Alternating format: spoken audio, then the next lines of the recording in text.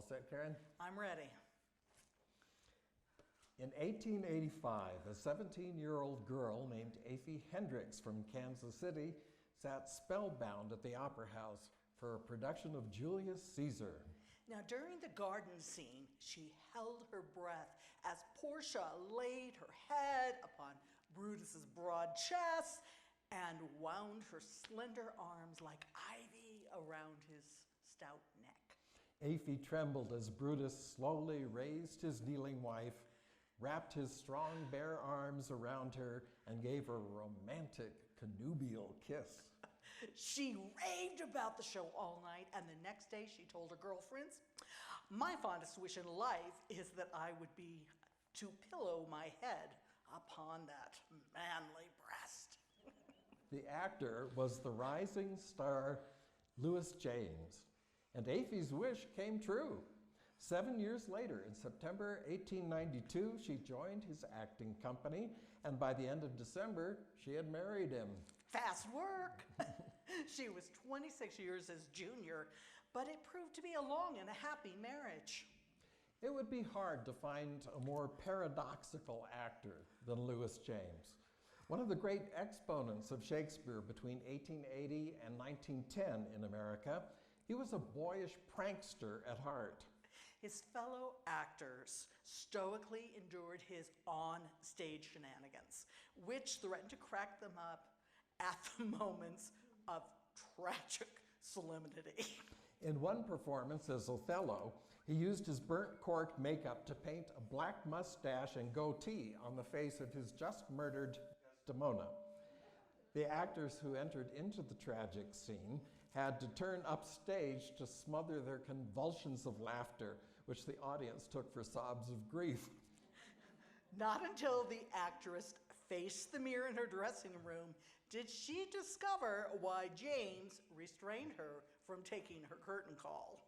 When, as Brutus, he felled the mighty Caesar, James dropped a pinch of red pepper onto the actor's tunic, right under his nose. So, in the middle of Mark Antony's speech denouncing the conspirators, the corpse of Caesar sneezed loudly. As the dead Romeo in the tomb scene, when his Juliet bent over to kiss the poison from his lips, James clamped his teeth over the tip of her nose and held her there an embarrassingly long time. The list goes on. And yet this jolly joker moved critics to dub him the successor of Edwin Booth. Well, not all critics. The cranky Willa Cather had little use for him. Upon witnessing his Othello in 1895, she wrote, "He lacked the transcendent emotion, the inspired enlightenment, the complete majesty of the highest art. He was earnest, intelligent, and dignified, but he fell short of tragic force. He was too much of a gentleman, too civilized, too well behaved." Arizona audiences clearly did not share her opinion. They thrilled when he made his 1897 debut in Prescott as Spartacus in Robert M. Byrd's tragedy, The Gladiator. He went on to Phoenix to perform Othello and Romeo at the age of 55 with a stellar supporting cast: the young Alma Kruger, Guy Lindsley, and the grand old man of the theater, Harry Langdon. He returned in January 1898 to perform Julius Caesar, and in January 1899 to perform Othello, Macbeth, and Hamlet, and then again in December 1899 to perform Macbeth and The Winter's Tale. As a boy in Tremont, Illinois, James grew up in a socially prominent family. His father knew Abraham Lincoln, and James's boyhood friend was Robert Todd Lincoln. Tremont was a sleepy little town in 1850 with a population of about 750. And by the time James was 10, his family had moved to Chicago. James's father wanted to make him a lawyer. His mother pictured him more as a minister. So the boy rebelled at age 18. First, he ran off to war as a soldier, and then he became became an actor. He was an original member of the Chicago Zouave Cadets and joined the Union Army in 1860. Now, stationed in Louisville, where he made his debut at age 20 in a local stock company, he met the renowned actor Lawrence Barrett, who became his fast friend. Through him, he got an engagement with the prestigious Art Street Theater in Philadelphia. He was soon playing supporting roles to Clara Morris, Fanny Davenport, John McCullough, and other luminaries of the theater. And while in Philadelphia, he met and married Lillian Scanlon, a renowned beauty. In 1871, he landed a job in Augustin Daly's famous Fifth Avenue Theater Company in New York. Now, Lillian died in 1876, leaving James a widower with 2 children, Millie and Levitt. Both grew up to be actors. By the 1880s, James was alternating the roles of Iago and Othello with Lawrence Barrett. The novice actress, Marie Wainwright, was Desdemona. James played the Ghost to Barrett's Hamlet, Brutus to Barrett's Cassius, and he fell for the lovely Marie. Well, despite their friendship, Barrett and James parted ways in 1885, apparently because Barrett snubbed James and Wainwright socially. He wouldn't allow his daughters to associate with them. Why? Because Marie Wainwright divorced her husband in order to marry Lewis. The 2 stars started living together in a common law marriage that took place in Boston in March of 1882. Scandal ensued when newspapers reported that Marie's husband had never actually granted her a divorce. In 1886, James finally branched out on his own, forming his own company and playing starring roles. Wainwright seceded from Barrett's company to join him. But in 3 years, the relationship turned sour due to professional jealousy, and they agreed to tour separately. And as we've seen, James married in December 1892 to the ingenue of his company, Miss Afy Hendricks. In October 1893, Marie Wainwright caused a new scandal by filing for divorce, exposing him to the taint of bigamy. James argued that they had lived under the stipulation that neither should ever claim the other as husband or wife. The court formally divorced Lewis and Marie. Problem solved. Now, a few years later, James met a novice actress, Miss Alma Kruger, a native of Pittsburgh who had just finished her scholastic degree at Franklin Sargent's American Academy of Dramatic Arts in New York City. In the graduation matinee, she had the good fortune to have given the part that would display her remarkable histrionic gifts, Electra, in Sophocles' Greek tragedy. She acted so beautifully that 3 prominent managers offered her a position in their companies. She accepted Lewis James' invitation to be his leading lady and soon became one of the finest young Shakespearean actresses in the country. By this time, it was generally accepted that Lewis James was the prime candidate to inherit the mantle of Edwin Booth, America's greatest classical actor and possibly the greatest Hamlet of all time. Booth's shoes were difficult to fill, and critics made odorous comparisons between his successors and him. Lewis James invited such comparisons by using Booth's costumes and scenery in his stagings of Hamlet and Othello. But the 2 actors couldn't have been more different. Booth was slight of figure and no more than 5 feet 7 inches tall. James was bullish of figure and 6 feet tall. Booth's style was quiet, sensitive, and gentle. James's style was stentorian, heroic, and manly. And Western audiences thrilled to that manly presence. Today, we'll take a closer look at just 4 of his 10 productions in the Arizona Territory. Many critics dubbed The Jealous Moor Lewis James's masterpiece. Othello is the story of an interracial marriage gone horribly awry. A Moorish general elopes with Desdemona, a Venetian noble's daughter, who loves him for the dangers he has passed. But a hateful, envious ensign named Iago sets out to destroy their love. He insinuates Desdemona is unfaithful with Othello's handsome lieutenant, Cassio. Iago invents false stories and plants Desdemona's handkerchief on Cassio to drive Othello mad with jealousy. In the end, Othello smothers his loving wife in their bed, only to discover his trusted friend's foul plot and his wife's pure innocence. He stabs himself, ending his life with the heartbreaking words, "I kissed thee ere I killed thee." The text of Jane's performance followed Edwin Booth's example. The role of Cassio's jealous mistress, Bianca, was omitted, along with the hateful scene of Act 4, where Iago still further poisons the already jealous mind of Othello by making him overhear and misconstrue Cassio's smutty talk with Bianca. James cut, in addition, the end of Act 4, Scene 1, where Othello slaps Desdemona in public.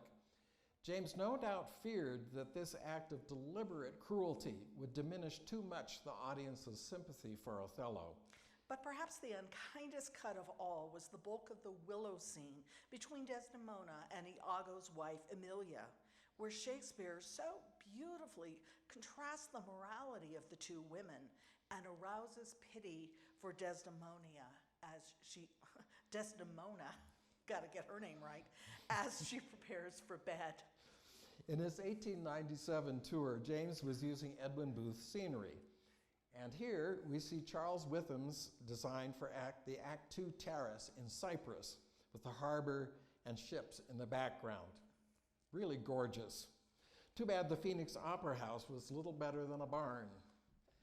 In the Arizona Republican, an anonymous puff described James's Othello, unlike the barbarian of the old days, as a creation with all the latent nobility, the splendid authority, the tenderness of a man who could be loved by fair Desdemona, a barbarian but subdued by the urbane influences of the court of Venice.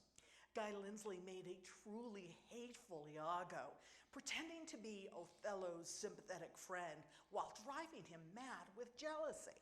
Guy, incidentally, was a bit of a Lothario in his offstage love life, and eventually it caught up with him. You want me to take your line too? A startling event? That was yours. A startling event took place in the third act of Othello during a May 1896 performance in Columbus, Ohio. It's still yours. While Othello was choking Iago, an enraged woman leapt from the boxes onto the stage and began to horsewhip Lindsley. Mine. James stood by, dumbfounded. Guy recognized his assailant, rose to his feet, and stammered to James, "This is Georgia of St. Louis." The audience went wild, no doubt assuming that the woman had become so enraged with Iago that she was whipping him for the damage he was doing to Othello. But the newspaper accounts confirm that Georgia Kimball of St. Louis was Lindsley's former lover. Lindsley's well-to-do St. Louis family had urged him to break off this relationship. A country girl was not a suitable wife. Georgia followed him to Ohio to shame him in public for proposing marriage but failing to set a date and then discarding her. Now, this astonishing scene played out just 10 months before the actor's Arizona debut. Willa Cather offers some interesting insights in her 1895 review when James, Lindsley, and Kruger played Othello in Nebraska. Cather found Kruger's Desdemona a delightful surprise. She was beautiful, sad, and tender. Her sympathy is quick and responsive, and she gives the part so many of those little natural touches, like the way her eyes roam around the council chambers until she finds Othello, the way she closes her eyes when she first embraces her at Cyprus, Guy Lindsley was such a tender, sympathetic Iago in company, so grieved and oppressed by the sins of the world. Alone, he was so exultant and gleeful in his malignity.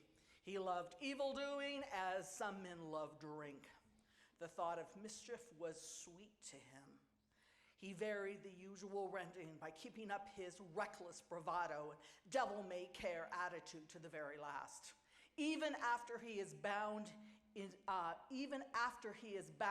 he is just the same. And when he stands above the corpse of Othello, the look of triumph and rampant deviltry, of joy and demoniacal exultation were a filling close to a tragedy on the power of evil. Alfred Ayers, the famed elocutionist and critic, deplored the strange new interpretation Lewis James gave to one of Othello's scenes in Act 3, where Desdemona offers him her handkerchief. How dear, how now, my dear Othello? Your dinner and generous islanders by you invited do attend your presence. I am to blame.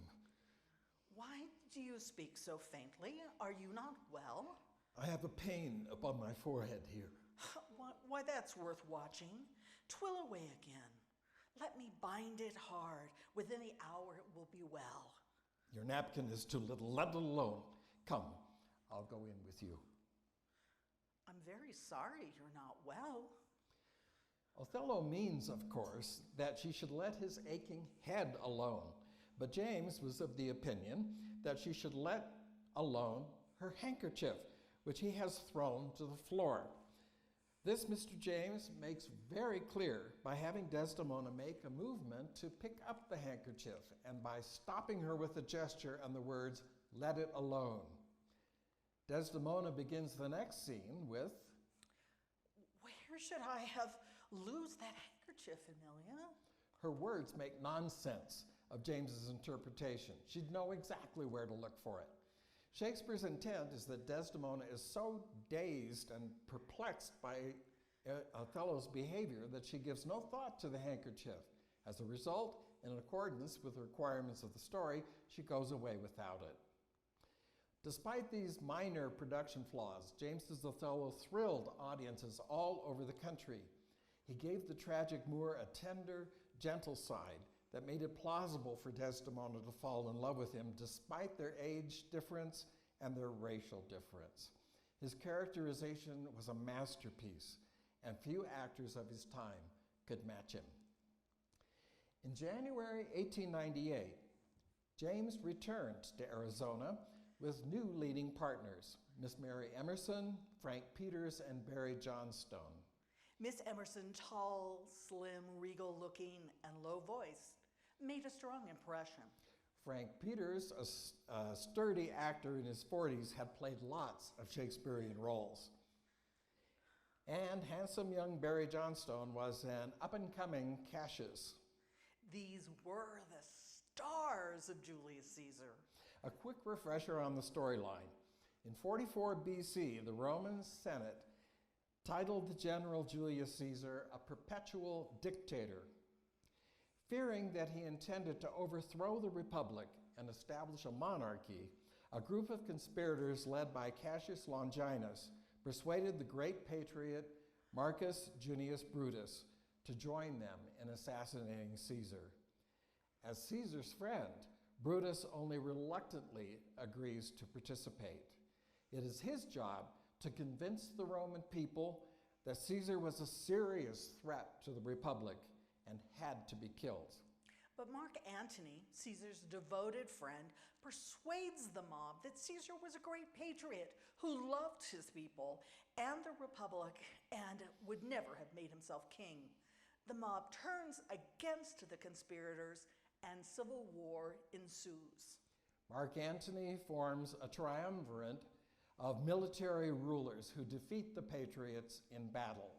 And Brutus's beloved wife, Portia, kills herself by swallowing hot coals. Both Brutus and his friend Cassius commit suicide on the battlefield. Renowned throughout the country as Brutus since the early 1880s, James used Edwin Booth's stage version of Julius Caesar. The text was arranged into 6 acts, each act with a sumptuous setting.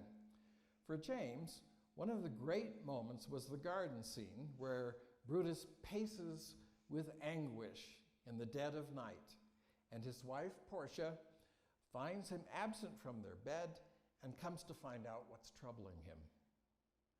Is Brutus sick? And will he steal out of his wholesome bed to dare the vile contagion of the night? And tempt the roomy and unpurged air to add onto his sickness?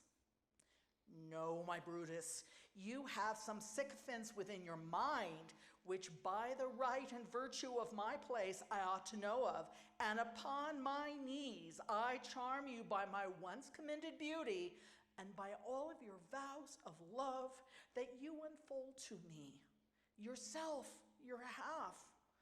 Why are you so heavy? Kneel not, gentle Portia. I should not need if you were gentle Brutus. You are my true and honorable wife, as dear to me as are the ruddy drops that visit my sad heart. With these words, James slid her slowly up from her knees, folded his strong bare arms around her, and planted that connubial kiss upon her lips. Young ladies in the audience were a bit startled and titillated. Was this quite proper? Miss Emerson, after all, was young enough to be his daughter, and in real life, she and James were not married. Shocking! The assassination of Caesar took place in the Senate chamber, the scene design taken from Jerome's famous painting of the assassination. Caesar, played by Colin Kemper, fell at the base of Pompey's statue to the audience's left. The 6 conspirators were initially grouped to the audience's right, but converged on Caesar at the left, where they stabbed him to death. After the assassination, Mark Antony confronts the conspirators and begs them only to let him deliver a eulogy for Caesar. Brutus, in his generosity, makes the fatal error of allowing him to do so, and Cassius takes him aside. You know not what you do. Do not consent that Antony speak in his funeral. Know how much the people may be moved that what he will utter. But Brutus insists that Mark Antony will do no harm and tells him, "Here, take you Caesar's body.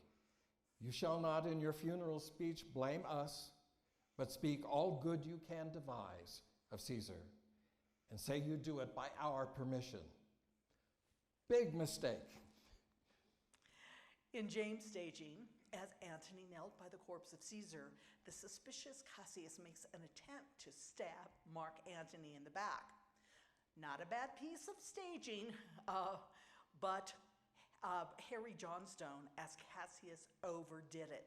As one critic said, that Cassius should seize the opportunity to rid the conspirators of the one man he knows would be dangerous to them, and that Brutus would prevent him from doing it, is very well. It is good business, dramatically and theatrically. But Cassius shouldn't make quite so much fuss and flourish over it. A tendency towards melodramatic elaboration is the one fault of Mr. Barry Johnstone's otherwise most intelligent and impressive performance of Cassius. He comes near to departing more than once from the dignity of tragedy. Frank Peters made the most of Mark Antony's oration, beginning with, "Friends, Romans, countrymen, lend me your ears. I come to bury Caesar, not to praise him." And what a neat twist when he starts to change the direction of the eulogy as he says of Caesar. "He was my friend, faithful and just to me." But Brutus says he was ambitious, and Brutus is an honorable man. Many critics felt that he marred the effect by shouting at the end, "Here was a Caesar! When comes such another?" James excited audiences to demand 2 curtain calls after the famous scene at the eve of the decisive battle, when the ghost of Julius Caesar visits Brutus in his tent. Who comes here? I think it is the weakness of mine eyes that shapes this monstrous apparition. It comes upon me. Art thou anything? Art thou some god, some angel, or some devil that makes my blood cold and my hair to stare? Speak to me what thou art. Thy evil spirit, Brutus. In Brutus's quarrel with Cassius and his ensuing confrontation with the ghost, James achieved the sublime. One critic trumpeted, I would rather see Louis James play Brutus than all the other legitimate actors bunched together in a round of tragedies. His Brutus will live long after himself as one of the most notable and masterly renditions in classic drama. In September 1898, Louis James teamed up with an old acting partner, Frederick Ward, and Catherine Kidder to stage 4 great plays at the major Arizona theaters: Macbeth, Othello, The School for Scandal, and Hamlet. Fred Ward was no stranger to Arizona audiences. He had played a repulsive Richard III in Tucson in 1885 and had won national renown. Miss Kidder was touted for her cool, statuesque dignity and perfect elocution. Sad to say, the trio failed to play in Prescott, but they created a sensation in January 1899 at the commodious new Patton Grand Opera House in Phoenix and at the Tucson Opera House. These were the only performances of Hamlet and Macbeth in territorial Arizona, truly historic events. James's Hamlet, staged repeatedly since 1887, when he and Marie Wainwright toured together, was by now perfected and played with elocutionary skill, which I didn't just show, though a bit unconventionally. A quick refresher here. Hamlet's uncle Claudius poisons Hamlet's father in his sleep and then seduces and marries Hamlet's mother, Gertrude, and seizes the throne. The ghost of Hamlet's father exhorts Hamlet to revenge his foul and most unnatural murder. Not sure if the ghost is real, Hamlet makes Claudius watch a play in which a similar murder takes place. Claudius's fiery reaction plainly shows his guilt. In the course of vengeance, Hamlet inadvertently brings about the deaths of his beloved Ophelia, her father Polonius, her brother Laertes, and his own mother. James' prompt book reveals that James took Hamlet to the barbers and artfully snipped and cut in such a way as to make Hamlet an action hero, not a thinker. The other characters lost entire scenes and speeches. The entire opening scene of the play, when the ghost appears to Horatio and the soldiers on the castle battlement, was axed. When the players arrived at Elsinore, Hamlet orders them to play the murder of Gonzago before his mother and uncle. And after their exit, James cut 42 lines of the famed, "Oh, what a rogue and pleasant slave am I" soliloquy, and began abruptly and fiercely with, I have heard that guilty creatures sitting at a play have by the very cunning of the scene been struck so to the soul that presently they have proclaimed their malefactions. So Hamlet did not reproach himself for failing to take revenge, but announced at once his plan to entrap Claudius. Just before the play within the play, James cut in half Hamlet's advice to the players, along with his tender protestation of friendship to Horatio. Claudius lost his prayer scene, where Hamlet catches him struggling with his guilty conscience and makes the fatal error of failing to slay him on the spot. Hamlet then goes to give his mother a good tongue lashing about her sinful marriage. Thinking that Claudius is spying on him from behind the tapestry, he mistakenly slays Polonius. In Shakespeare's script, Gertrude reports the death of Polonius to Claudius, but hides the fact that Hamlet is only pretending to be insane. This she has promised Hamlet she would do, and it's an important turning point in Gertrude's redemption. But not in James's version. He cut it.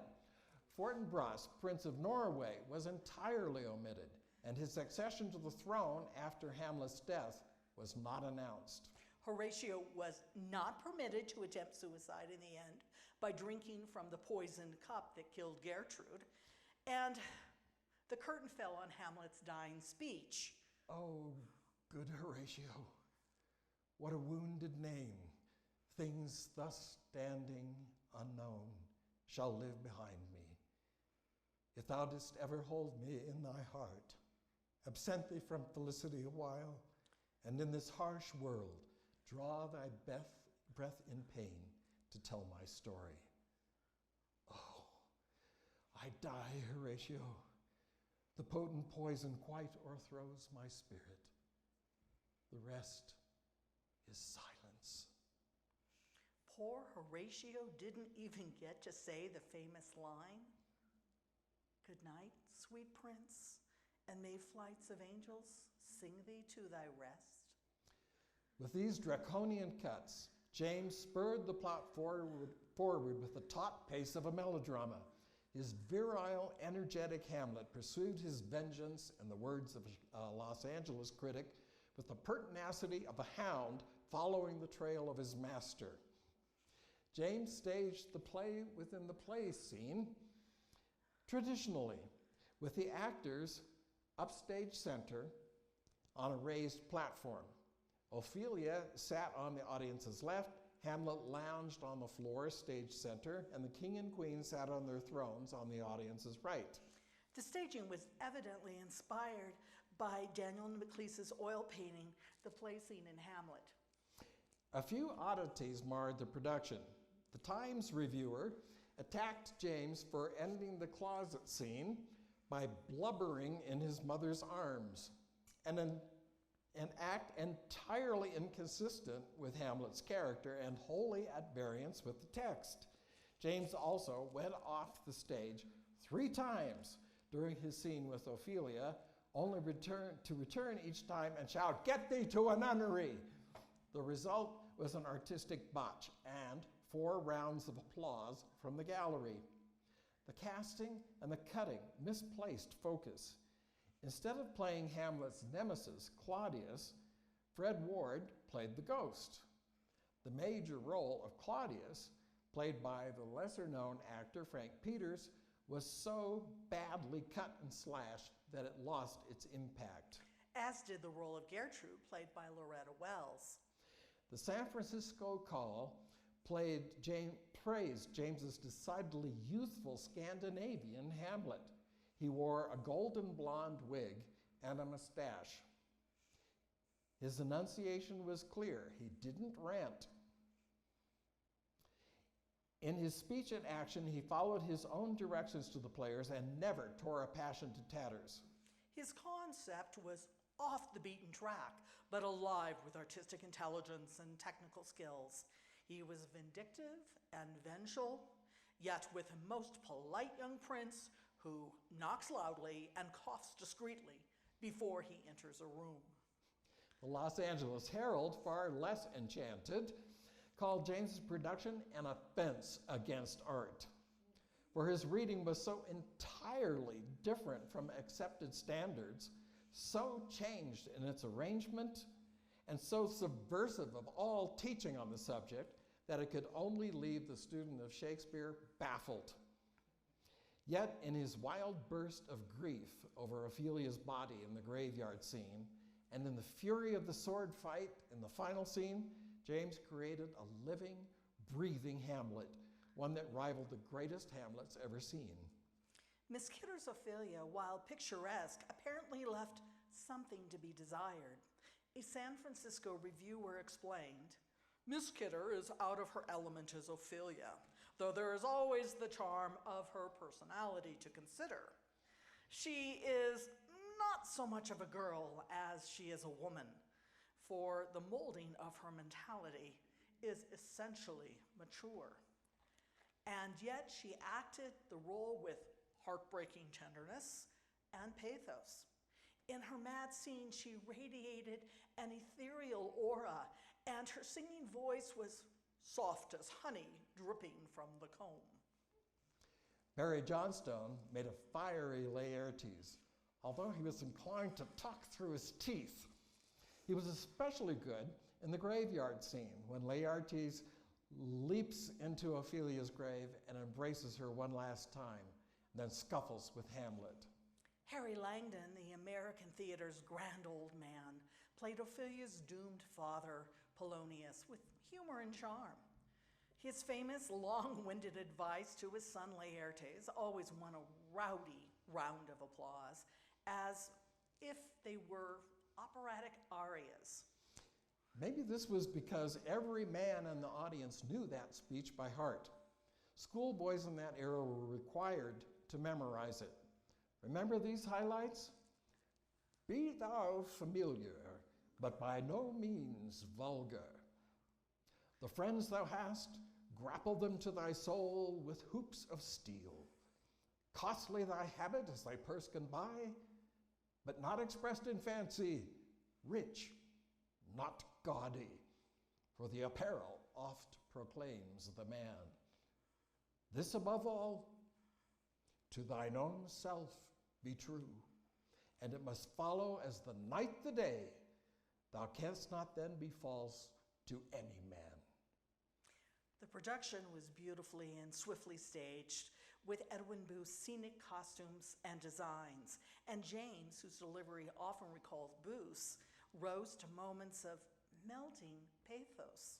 The flexible and exquisitely tender, sympathetic tones of his voice surpassed those of virtually every classical actor of the day, in one Los Angeles reviewer's opinion. As the ideal, sturdy, and intellectual Saxon, James could not help but impress. No modern actor has a more princely bearing, a greater facility of gesture, or a more impressive and mobile face. The LA critic defied James's detractors and concluded, "This is a Hamlet that will take the place in the history of the stage as one of the greatest of this age." Lewis James staged a thrilling production of the Scottish play, A Tragedy of Ambition. Fired by the three witches' prophecy that he will be king, Macbeth and his lady murder Duncan, king of Scotland, and seize the crown. But then, driven by fear that someone else may murder him, Macbeth makes his kingdom a slaughterhouse. His victims include his friend Banquo and the family of the heroic Macduff. It was a spare production. James omitted the murder of Lady Macduff and her children. Too gruesome? And he axed the murder of Banquo as well. He ended the tragedy with a climactic battle in which Macbeth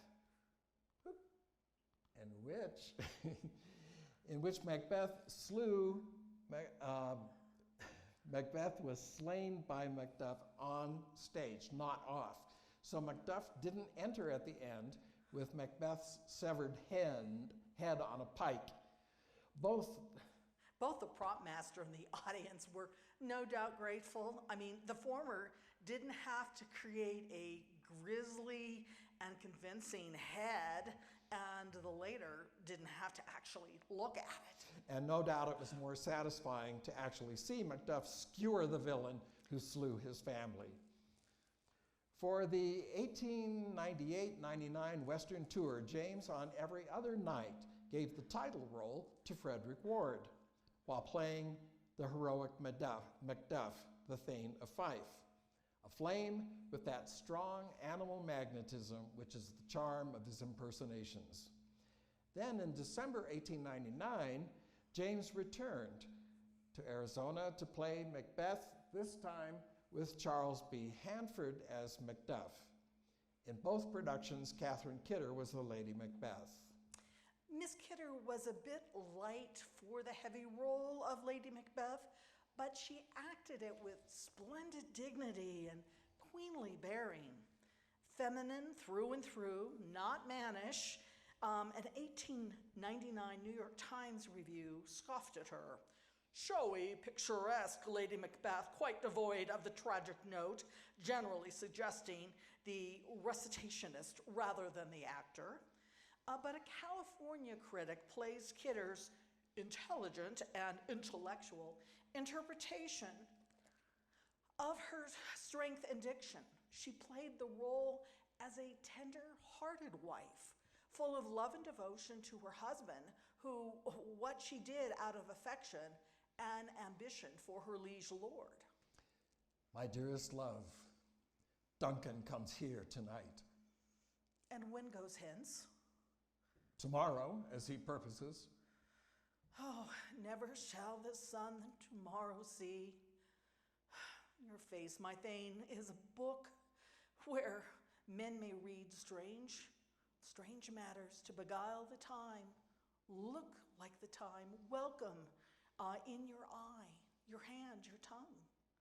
Look like an innocent flower, but be the serpent underneath it. He's that coming must be provided for, and you shall put this night's great business into my dispatch. What shall to all our nights and days to come give solely sovereign way and masterdom? We will speak further. Only look up clear. Do not alter. Favor ever is to fear. Leave all the rest to me. Miss Kidder was the faithful Saint Bernard, even in the midst of her crimes, not the Scottish wolf. She fell short of Shakespeare's fiend-like queen, but she was great. And James held his audiences spellbound in silence during the murder scene. There was not a sound, not a flicker of light, nothing to break it. All eyes were fixed upon the darkened stage with a gruesome fascination. Macbeth, by slow degrees, was soliloquizing his courage up to the horrible point of murdering Duncan in his sleep.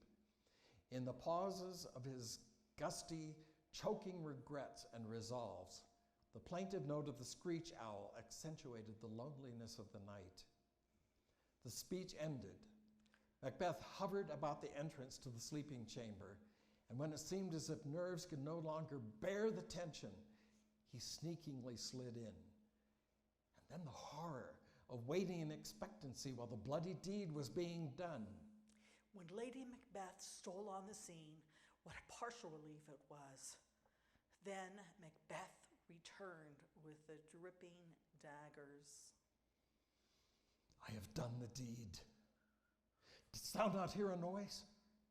I heard the owl scream and the crickets cry. Did you not speak? When?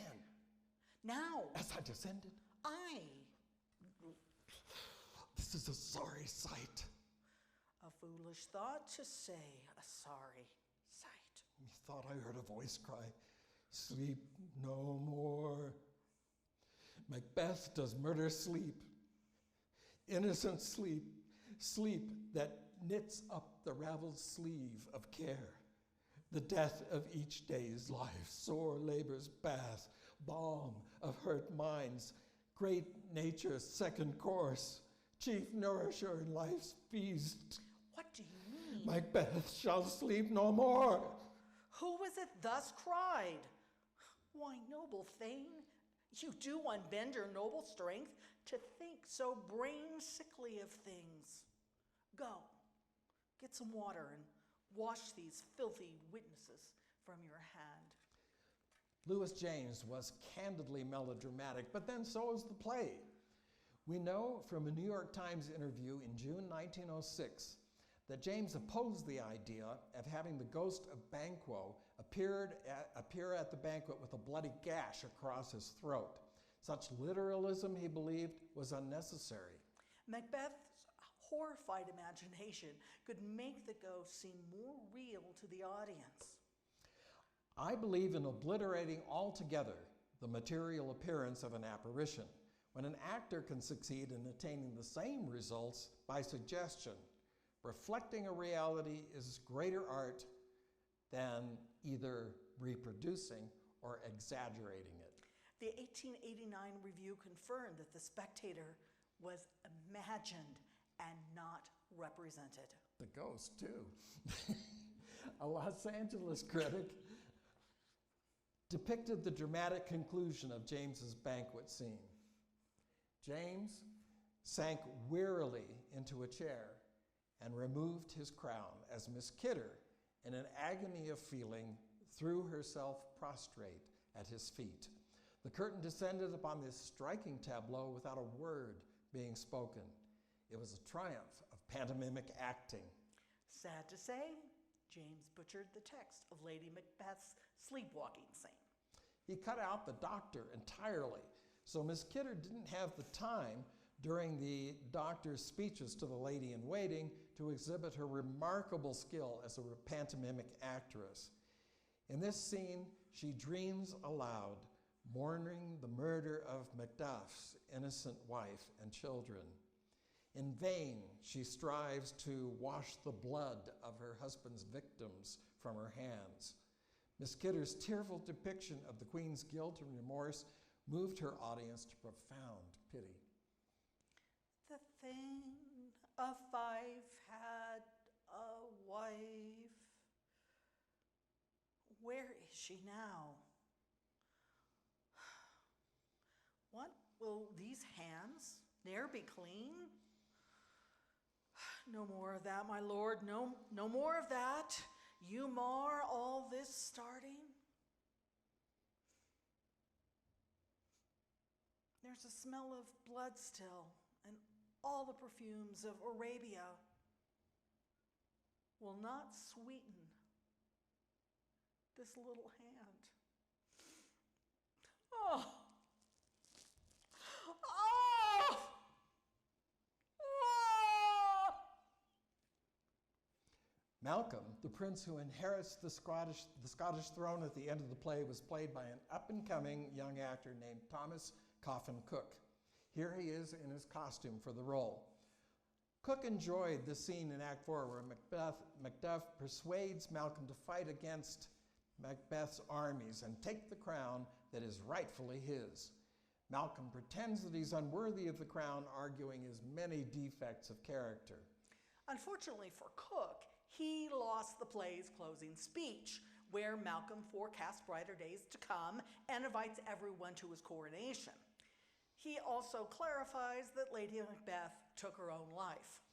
But it's all over when the bad guy dies, right? So who needs a 16-line speech from the future king? This was one of the drawbacks of the star system in the Gilded Age. The star cut and slashed the speeches of the other characters so that he or she could dominate the stage. Still, James's Macbeth was a thrilling psychological study, a riveting anti-hero of flesh and blood. In addition to the 4 productions we've looked at here, James staged Romeo and Juliet, The Winter's Tale, A Cavalier of France, The Gladiator, The School for Scandal, and The Rivals in the Arizona Territory, 10 different plays in all. The remarkable success of Lewis James and his co-stars in Arizona tells us something significant about our pioneers. They craved more than sensational melodramas and minstrel shows. Shakespeare and the classics stirred them, and they appreciated fine acting and beautiful staging. From the 1890s to 1912, when we achieved statehood, Arizona experienced a cultural explosion, and Lewis James's dynamic productions helped to set it off. James deserves far more credit than history has accorded him. His original interpretations, though sometimes misguided, were the work of a thoughtful artist with the courage of his convictions. He died of a heart attack in March 1909 in Helena, Montana, preparing for his performance as Cardinal Wolsey in Henry VIII. His fellow players remembered him as one of the most jovial, kind, and generous actors they'd ever worked with. How fitting it is that his gravestone in Kansas City bears the same words that were pronounced over the body of Brutus. His life was gentle, and the elements so mixed in him that nature might stand up and say to all the world, this was a man. Thank you.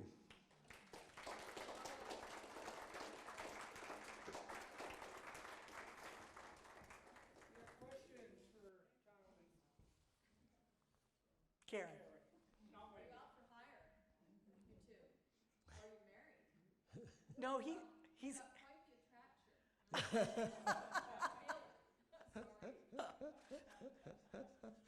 Thank you. How often was he actually in Prescott doing He did the Gladiator in Prescott for one night, and there was a news article that said he was coming back to Prescott and was going to appear at the Opera House, but then that just evaporated. I mean, there was no comment further, and I'm thinking that they just took the train south to Phoenix and didn't stop here. And so they would perform at the Elks Theater? Where did they perform? No, they performed at Dake's Opera House, also known as Patton's Opera House, which was on Gurley Street. On the corner, farther east from the Carnegie Library. So that the stage was probably smaller than, it was a small stage, I'm assuming. Relatively speaking, yes, but it was a fairly decent-sized stage. Yeah,